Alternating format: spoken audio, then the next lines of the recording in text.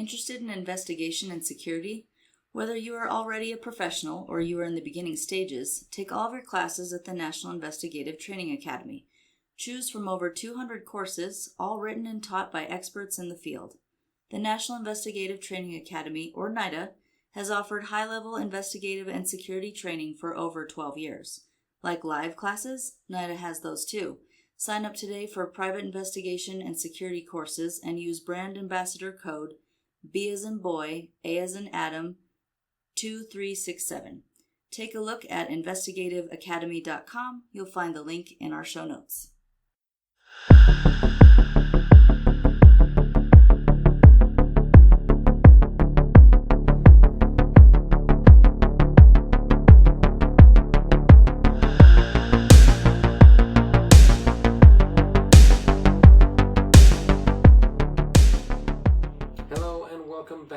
To Crossing the Tape, the greatest true crime podcast of all time.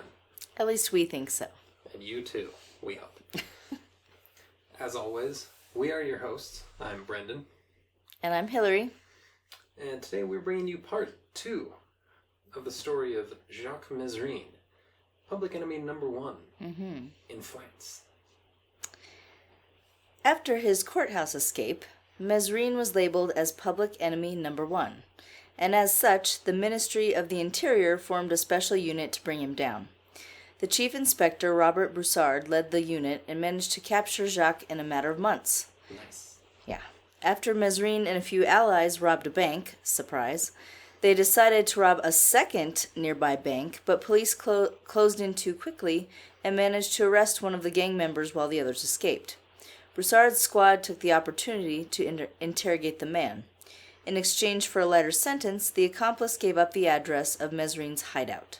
In no time at all, Broussard and his men surrounded the apartment Jacques and his gang used as their headquarters. Broussard himself did the talking and let Mesrine know he had to make a choice. Surrender peacefully or die. Hard choice. Hard choice. Hard cheese, this or that. Jacques knew he finally had a worthy adversary in Broussard and decided to give up. But he had to do it his way, of course. Mm-hmm. We should have piped in Frank Sinatra. I did it my way. Mesrine challenged Broussard to leave his gun, come inside, and put him in handcuffs himself. Broussard didn't back down and did just that. Mesrine came quietly and even wanted to celebrate the victory. The pair exited the apartment smoking cigars, and later they sipped champagne at the police station. Wild. Yeah, that is wild. Oh, France. Yeah. Mesrine accepted his defeat humbly, but made sure that Broussard knew next time they met one of them would have to die. Mesrine was prisoned at La Sante and reined himself to the fact that the prison was indeed escape-proof. I'm sure he tried. Oh boy. Over the next several years, Jacques Mesrine, the feared gangster and noted public enemy, number 1, decided to write an autobiography in order to change his public image, much as he did with his myriad of disguises. His book, Death Instinct, detailed over 30 murders he committed, though this number is highly disputed. Yeah. He played himself up as an honorable thief, much like Robin Hood, which is kind of what I was thinking before. And when in our previous episode, I was thinking he thinks he's Robin Hood, but he's like Robin Hood in the Twilight Zone backwards. Right. He broke out of prison with a suspected murderer. Right. And then went back to the prison to break out the rest of the murderers. Yeah. That's not quite what Robin Hood and the Merry Men were doing. I get, he was trying to free the people from the but it was the wrong people. Yeah, you're close, but you're kind of off the mark. Right. He wasn't a ruthless crook. He was just a man rebelling against an unfair system. He did all of it to fight the man, not because he was greedy and bloodthirsty. Sure. Yeah. Mesrine smuggled his manuscript out of prison and had a friend on the outside make sure it was published. This led to the French government passing what would later become known as the Son of Sam law. This name comes from David Berkowitz, the Son of Sam killer, writing his autobiography to make a profit off of his crime. And though Mesrine couldn't profit from his book, the story was out there, and plenty of people bought into the Robin Hood image. Which, okay, he said in the book, 30 murders. Yeah. How is that demented Robin Hood? I mean, like... He mentioned the two forest rangers in Quebec. Right. That it was legitimate self-defense, he explained. But that doesn't explain 30 murders. No. And comparing himself to Robin Hood when he's alleging that he's a spree killer. Well, let's pretend any of the people he killed were in self-defense. Right. How often does the average person end up in a life or death self-defense scenario? Maybe once ever. If ever. 39 times was the... Was the number. Was, somewhere about 39. So he's insistent that, he's fighting tyranny and people were coming for him, so he had to defend himself. 39 times, Jacques? I also wonder if it's... A lie. I mean, well, no, I know, I realize it's a lie. But I mean, obviously he has ego. Yeah. And he has to build his complex in prison because he is stuck in prison, so now he has to be the big man in prison. Right. However, I wonder if he had, we'll probably never know, but I wonder if he had some other kind of mental, issue or, something, sure. Because... Personality disorder. Yes. Galore. Right. Because, not that any criminal, especially one of this... I don't want to say I was going to say caliber, but it's not the word I wanted to use. This level. This magnitude. Magnitude. That's a good word. Thank you. There's always something, but at the same time, what is he doing? Right. Well, I went to Geneva and I robbed a fancy hotel. Oh, why? Good. That'll teach. That'll teach them. That'll get the people their freedom. What's the matter with you? I know. It's he falls short of his dream, quote unquote. Yeah, but it seemed to work. A lot of people bought in that he's this ultra cool kingpin gangster, that he's just doing it all for the people. But it doesn't make any sense. No, it doesn't. But I'm guessing a lot of people didn't read the book in full. Okay, that's true. The only thing left for Mesrine to do to complete his criminal mastermind resume was to do the impossible. Be the first man to escape Lassant prison.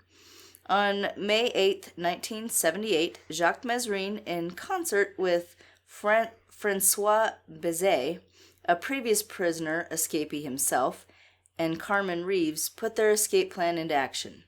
Mesrine had become friendly with a prison guard over the years and managed to have the guard smuggle in cigars and other luxuries for him.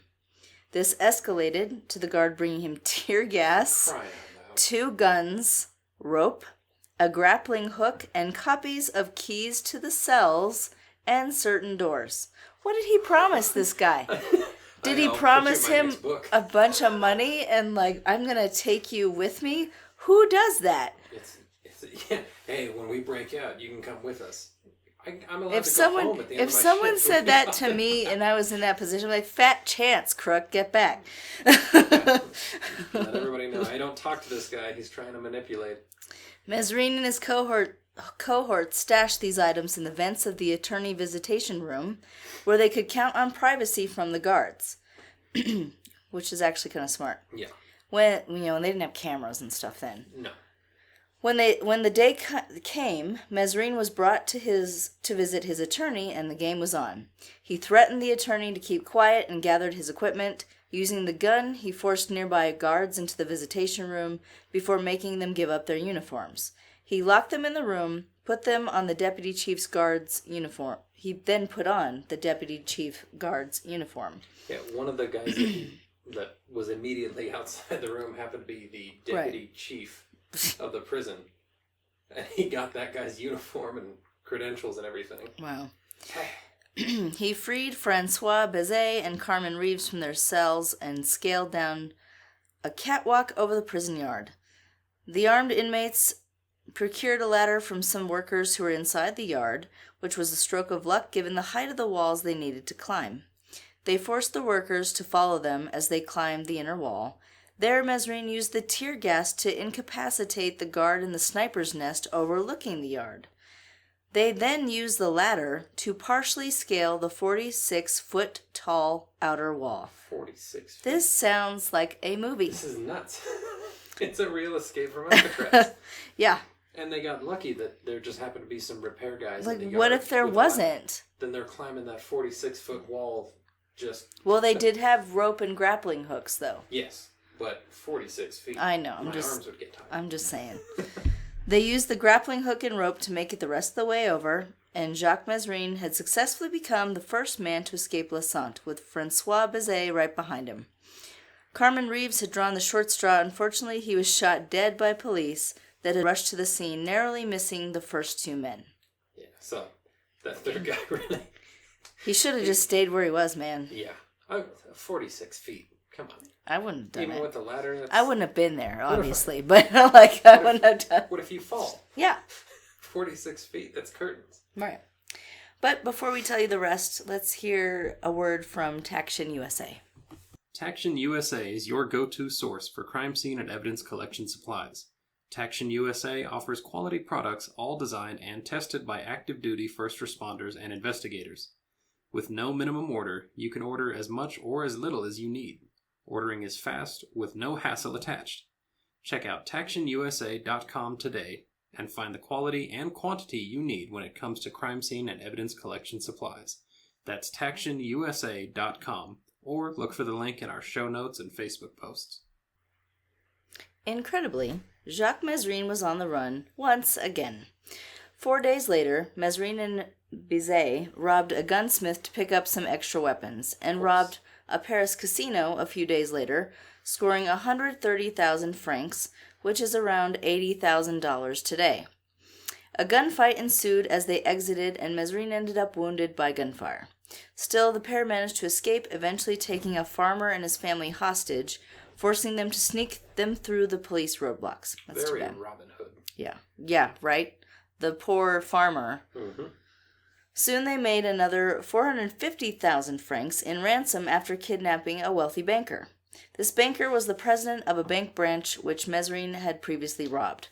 In his autobiography, Mesrine slandered the branch president to make his actions seem justified. Of course. The banker sued Mesrine in prison and was awarded damages. Which is fantastic. I know. That inmate slandered me in his autobiography. Right. Ominously, Mesrine referred to the damages paid to the banker as a loan. Mesrine leaned into his new level of infamy, giving interviews for major newspapers and magazines. He was making a mockery of the French government and law enforcement, especially Broussard, were getting desperate to stop him and stop the highest-ranking politicians from breathing down their necks. Bizet and Mesrine continued to run together, enjoying their life of crime and hiding in plain sight in Paris, where the manhunt for them was centered. While Mesrine fancied himself a rebel with a righteous cause, Bizet just wanted to live as a free man. He didn't share Jacques' disdain for the system. Bizet finally had enough in November of 1978, when Mesrine decided they needed to kidnap the judge who sentenced him to imprisonment in Lassant. Francois Bizet knew this would only end with him dead or back in prison, and there was no reason to remain loyal to a man who couldn't stop when he was ahead. And way ahead at that. Yeah. Bizet vanished and didn't turn up until he was finally captured in 1994, which is super interesting. Yeah, that he, in 1978, he said, I'm done with this crap, and he was on the run for almost 20 years after that. And then he was paroled in 2006. So, I hope he's behaving wherever he is. Right.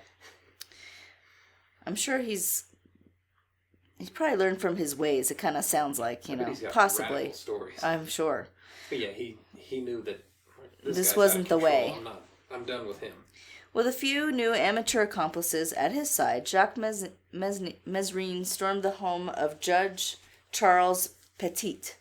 Luckily for the judge, he was not home, but unfortunately his family, including his grandchildren, were. Angry that he missed his target, Mesrine decided to blast everyone else in the house with tear gas. Like Robin Hood. Right. God. Idiot. Police rushed to the home and quickly moved inside, where they took the incompetent associates into custody. Mesrine, however, managed to escape yet again by running outside past a group of officers and shouted, "Quick! Mesrine is up there!" The officers rushed upstairs, and then they realized they had been duped. Oh, how frustrating. I know. He was right there. He was in arm's reach. By the time they got back outside, they found an officer who had been guarding the perimeter, handcuffed to a drain pipe, weeping. No. How frustrating. Yeah, it'd be hard to live that one down. Mm-hmm. The public enemy number one ran past you and went, "Look, that way," and you fell for it. Right. And then handcuffed one of your guys to a drain pipe and left him weeping. Ugh. His next feat was holding a millionaire for ransom in the amount of $600,000 in June of 1979. When the cops set a trap to coax Mesrine out to pick up the money, he spotted an unmarked cop car and unloaded his machine gun into it. Rather than endanger more officers or the hostage, officers decided to deliver the cash with no more funny business.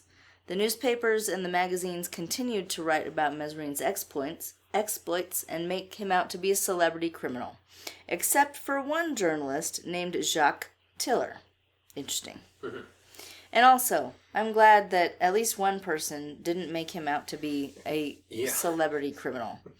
I mean, like, there's all the hype with serial killers and everything, and granted, I find those cases interesting. Yeah. But I also think it's sickening that now there's, the coolest thing you can be is Ted Bundy. Right. That's disgusting. Mm-hmm. So I'm glad that somebody, was willing to step up and say something. Yeah, say, this guy's he's a clown. Right. He's a madman. Tiller, a former police officer, Which explains explains it. He sees that this guy's making a fool of cops. Published that Mesrine was simply a common selfish crook with no honor. Mesrine took exception to this and offered Tiller an exclusive interview, face-to-face in a remote location. Yeah. On September 10th, 1979, I wouldn't have gone to that. No. Despite the obvious red flags, Tiller agreed and arrived to the meeting location, a remote cave. Excuse me? Yeah. Meet me in this spooky cave on the outskirts of town. Where he was ambushed, surprise, surprise, by Mesrine. Tiller was stripped naked and tortured before Mesrine shot him 3 times. According to Mesrine, the first shot was to the face, so Tiller could no longer talk crap, once in the arm, so he could no longer write crap, and once in the leg, just for the pleasure of it. Tiller managed to survive the shooting and hobbled from the cave and was able to get help. When he informed police of the incident, he managed to provide a description and name of a man Mesrine brought along for the meeting, as well as a partial plate of the car they arrived in. Well, good. Now there's the cop. There's the cop. The survivor and descriptions. Plate number, crawled out alive. Yeah. Public enemy number 1 was showing no signs of slowing down, and he was becoming more and more dangerous as time went on. He had even threatened to kill the French Minister of Justice during an interview, adding that he would never surrender and he was at war.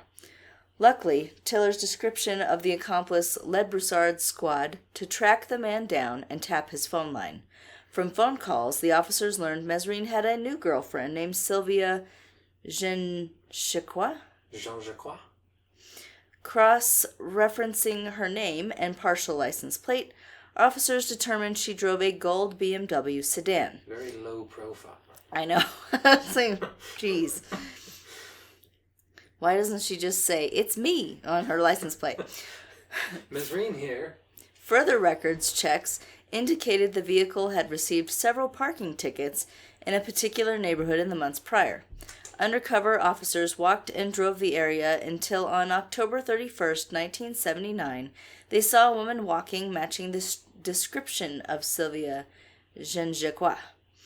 She was walking with a man who did not look like Jacques Mesrine, but had his same build.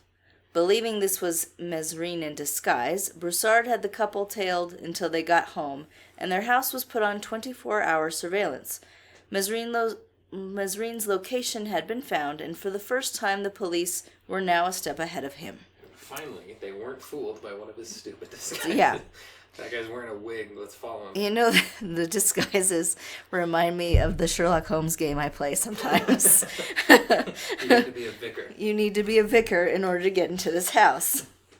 It still looks like Sherlock. He's just not wearing the hat. Right. The French president had grown tired of Mesrine making fools of himself, law enforcement, and the entire French government. He ordered his interior minister to finish off Mesrine as soon as possible. When the minister received word that Mesrine had been found, he gave an unprecedented order.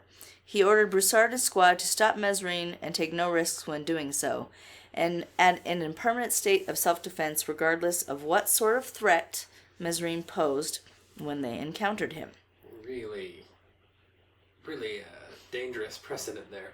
Yeah, but at this point, I mean... Well, yeah, he's dangerous. And he's escalated. Yeah, and he will kill to escape, no right. problem. But, say, it doesn't matter if he's armed, unarmed. I know, that's a bit extreme. It doesn't matter what's going on. Use any level of force necessary. Okay. The 70s were a different time. True. On the morning of November 2nd, 1979, Sylvia and Mesrine got into the gold, inconspicuous BMW and were headed out of town on vacation, driving through the Porte de Clignancourt. I'm not sure. Clignancourt? Okay. I'm guessing. I am not French. Well, I am, but I don't speak it. Right. The officers tailing them had been waiting for this moment, and just as the interior minister ordered, they took no risks. Using 2 large trucks, the BMW was boxed in and forced to stop. The truck in front had a tarp covering the bed, which was thrown aside as the vehicles came to a stop, and in the bed of the truck were 4 police sharpshooters with semi-rifles. Semi-automatic, Sorry. I was going to say. They have full rifles. I was going to say, what is that? Semi-automatic rifles. Makes more sense. Long pistols is semi-rifle. Thank you. I was a bit confused. According to popular accounts, the officers immediately opened fire, striking the vehicle over 50 times. 15 of the rounds struck and killed Mesrine. Wow. Yeah. The other round struck Sylvia, seriously wounding her and her pet poodle. Oh. Who was innocent. And was killed. Yeah. Oh. The poor poodle. I know. I have a soft spot for poodles. Another officer then approached on foot and fired another round into Mesrine's head point blank, just to be sure. Yikes. Well, try explaining that nowadays. Yeah. You know. Well, we saw him, and the interior minister said take no risks, so we just blasted him. According to police, the shooting was justified, given the danger Mesrine presented and his repeated declarations to not be taken alive. He was also armed with a gun at the time of the ambush, but he never pulled it. At least he had it on him. That kind of covers them a little bit. Well, yeah, he said, I'm not going to be taken alive, and this is war. Well, I'm like, well, do we wait until he's killing officers to make a move? It's a rough spot. Well, yeah, and they... Really nuts. They could take that as, like, murder by, cop kind of thing. Suicide by cop. Yeah, suicide by cop. That's what I'm trying to think. Yeah. But, I mean, I don't know. We would preferably like to have a stop, put your hands up before anything takes place. But I'm not saying, yes. I'm just saying it's kind of lucky that he did have a firearm on him. It kind of shows a little bit more of a justified. I mean, he was a menace. Don't get me wrong. And I have no doubt he would have killed. But well, it gets worse. Never one to be caught without Plan B, Jacques Mesrine also had 2 grenades strapped together in such a way he could immediately pull the pins on both resting at his feet. Yeah. So after the shooting, the officers on the truck stated Mesrine reached down towards the floorboard as soon as he saw the officers. Yikes. Yeah, so, I mean, obviously you can't interview anyone about the shooting until after it occurs. Right. But it seems like the public doubt that Mesrine actually reached for the grenades, and they also would have known. But the officers say, well, he ducked down. We figured he was going for a gun or something, and then we find out he had a pair of grenades. Right. He was shot 15 times, though. Well, I mean, it sounds like they unloaded. There were 4 sharpshooters with semi-rifles. But I'm just saying, then at that point, could he have even pulled the... I'm not justifying him. I'm just asking... Probably after the first 5 shots, he's not pulling anything. Right, that's my point. I'm not justifying him by any means. And, I mean, in a law enforcement shooting, when you've got multiple officers who recognize the threat and immediately fire to respond to it. Right. Well, I don't know if the guy next to me shot him 15 times That's already. true. I don't, You're taking out the threat. Right. I fired until I needed to stop. So in total, it ends up with 15 rounds in him. Right. 50 fired. Well. Yeah. Each guy can say, well, I only fired until he stopped reaching. Right. And that would equate to 50 rounds total. Right. Sylvia Jacques was held in jail for 2 years while the investigation wrapped up, and she was ultimately released without charge. Yeah, that sounds like a lawsuit. Yeah. Mesrine's former defense attorney pushed for 30 years to have the officers and government officials held accountable for what she believed to be an extrajudicial assassination. The bloody BMW was held as evidence until 2006, when the courts ruled after multiple inquisitions over the preceding 27 years that the actions of the Mesrine fugitive squad were justified. Thanks to the public outcry about his questionable killing, Mesrine's legacy as the French Robin Hood, in quotes, is still widely intact. And that's the biggest drag of it all. Yeah. He's a terrible guy. Terrible, but he's infamous. No good, but because, the government, law enforcement kind of killed him in such a way that it seems like they were just going to kill him. There was no effort to arrest or anything. There was just, he was going to die that day. Right. Well, now everyone thinks, oh, he was right to fight tyranny by I know. robbing That's banks too and bad. kidnapping judges. I mean, which is, misguided. Well, yeah, but he may totally have. He had the grenades. Yeah, he may have taken out. He would have taken out every single police officer there. But I see what you mean. Like the order itself. Yeah. Was a bit. Right. The fact that the interior minister said he's a threat no matter what he's doing. Wouldn't they want to talk to him? Yeah, like if they caught him in the shower. Yeah. Buck naked with no weapons. Yeah, but at the same time... Are they still good to just shoot him to death? No, but, I think at the same time, he was such an escape artist that, and he had escalated. I think they were a bit afraid. And he also had the propensity to take hostages. Yes, so I think they were afraid that it was going to become, I think that was the mindset behind it, is what I'm trying to say. That was the mindset behind that order. Right. And they were probably worried that that woman they shot a bunch of times and held in jail for 2 years, she was going to end up a hostage and he was going to get away again. Yeah, it just, none of it's good. No. He had to be stopped. But well, yeah. It's that order from the interior minister. That was a bit extreme. Do anything you need to make sure he doesn't commit another crime. Right. Right. It's hard to get behind. Right. I think it would have ended up with his death anyway. Right, if they had, ordered him to put his hands up, he was going to throw grenades and start shooting. Well, it might have been worse. Is the other thought I'm having. Officers, and this is on a regular road that they're on. Well, yeah, there could have been. That's why there's so many public, so many witnesses. Right. That gave their account that no, the cops just whacked this guy. But at the same time, if they hadn't been so severe in their execution, pardon the word, of this. More people... What if he threw the 2 grenades and a bunch of civilians died? So you have to look at it that way, too. Right. Yeah, it was going to end in a mess, no matter what. But unfortunately, because of the type of mess it ended up with... Right. Well, now everyone thinks, oh, yeah, that the government knew he was a good guy. Which fighting he wasn't. No. The whole point of the podcast is he was bad, okay?